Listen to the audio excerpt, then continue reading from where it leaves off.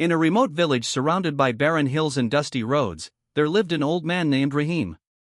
His back was bent by age, his hands trembled with weakness, and his clothes were patched so many times that their original color was hard to recognize. People of the village barely noticed him. To them, he was just another useless old man waiting for death. Children mocked him, adults ignored him, and the wealthy avoided even looking in his direction. Yet Rahim never complained.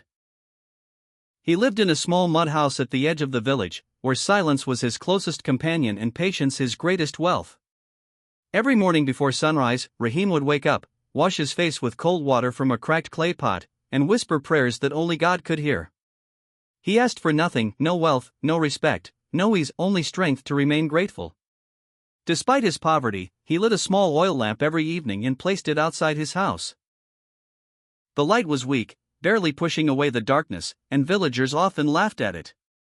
They said one lamp could not change the night.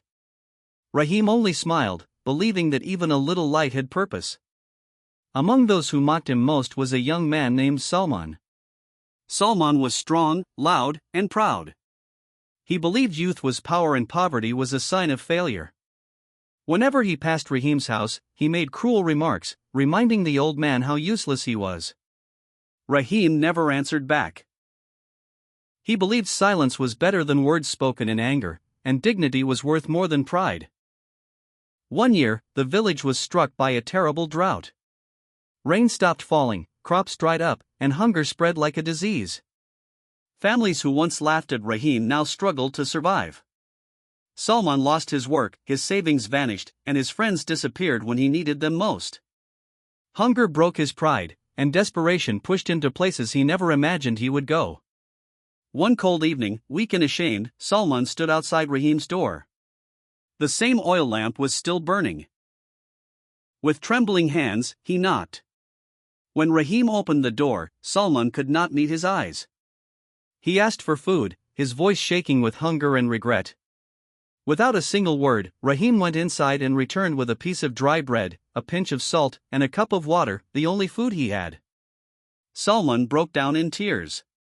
He remembered every insult, every laugh, every cruel word he had spoken. Yet the man he hurt the most was the one saving him now.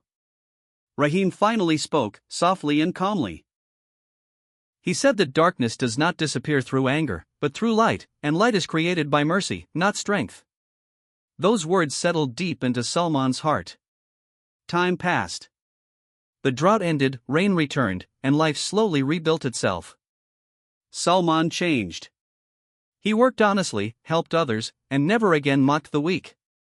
Every day, he visited Rahim, brought food, listened to his stories, and learned lessons no book had ever taught him. The village noticed the change, but Rahim remained the same, quiet, humble, and content. One morning, Rahim did not light his lamp. The village soon learned that he had passed away peacefully in his sleep. When people entered his house, they found no money, no gold, no possessions worth claiming. But at his funeral, the entire village stood together, their eyes heavy with regret and respect. Salman stood closest to the grave, crying not from loss alone, but from gratitude.